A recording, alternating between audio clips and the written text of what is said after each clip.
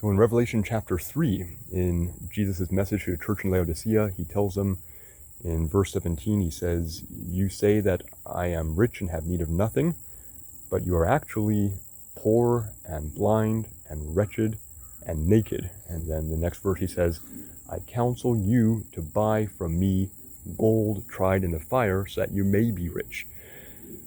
What does that mean? What's he trying to tell them? What is this gold tried in the fire that Jesus wants them to have?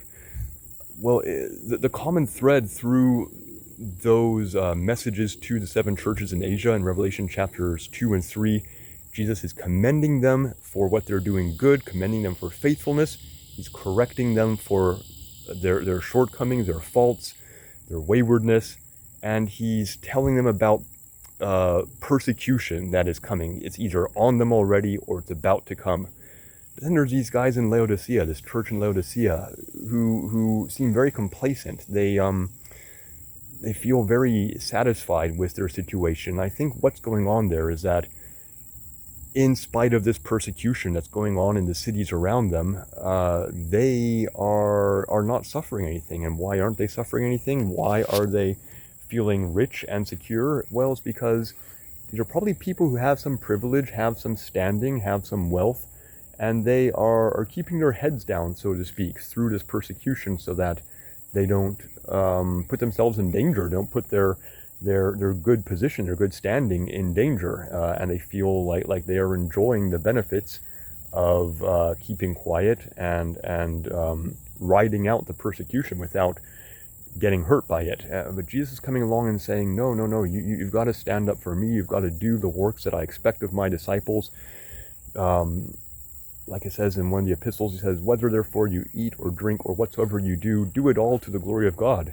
Or like Jesus instructs, he says, heal the sick, raise the dead, cast out devils. He tells his disciple Peter, "Feed my sheep." And we see that through the book of Acts. They're always acting in service to each other and in service to others, in service to unbelievers. They're always doing good works in the name of Jesus, helping people in the name of Jesus, righting wrongs, helping people in their time of need in the name of Jesus, bringing glory not to themselves, but to Jesus. And doing those things in the name of Jesus, it brings suffering on them. So why do they do it? Why is it so important that they have to do those things in the name of Jesus? Because that instructs people in the commandments of Jesus, that they can come to him and be his followers and continue that work. It's like the whole world needs people to be doing the Lord's work, but it's not going to happen unless people are willing to do it and willing to teach it and willing to teach what's behind those works. And in the case of the church in Laodicea, they were enjoying their riches.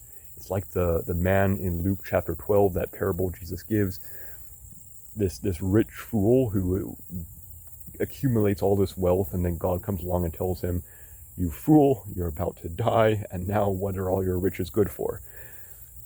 The purpose of those riches, the purpose of works, is to do good for others and to be a benefit to others.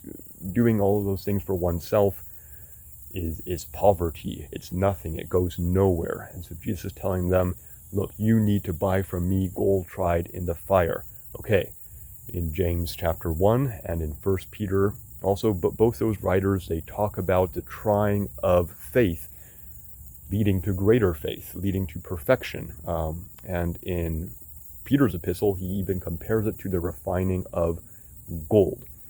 So there it is, I think. It's what Jesus wants them to do is to trade in their complacency, trade in their wealth, and make a confession of faith, make it known that they are believers in Jesus in the midst of this persecution.